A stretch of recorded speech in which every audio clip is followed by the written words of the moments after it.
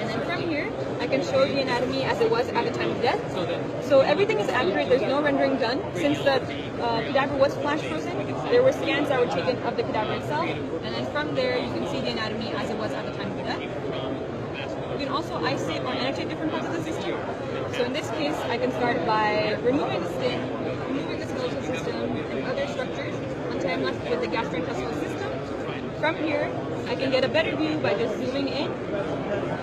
And I can also get a posterior view by just giving it a little spin. And in this case, I can start removing different structures and getting the annotation of any structure I remove.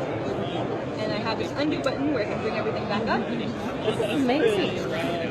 And in this case, you can also have concurrent views of, let's say, the muscular system and skeletal system, and also start removing different areas to see regional anatomy and other types of anatomy as well at the same time. If you don't want to look at the anatomy as a whole, you can also see regional anatomy. So in this case, I have the female head and neck. To mimic something that you find in surgery, you can also do natural cuts.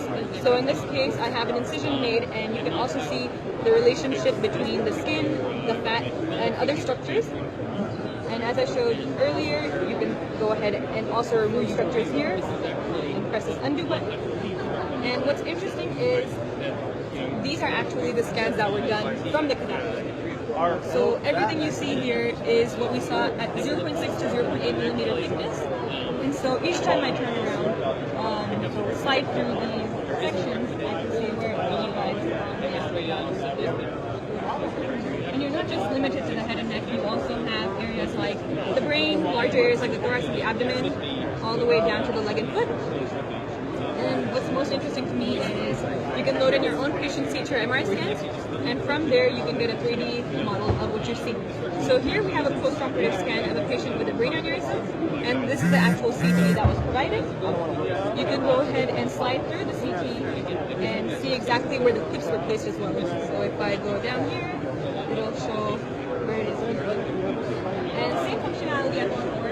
You can go ahead and make a quick cut into the 3D model and see where the clips were placed as well. So it's kind of more intuitive when you see something in 3D where the clips were placed rather than just focusing on a CT. And you can also add in some vasculature if needed. And you can also move it back down. There's other ways where you can utilize this where I bring in transparent soft and hard tissue. And so in this case, you still see where the clips were placed.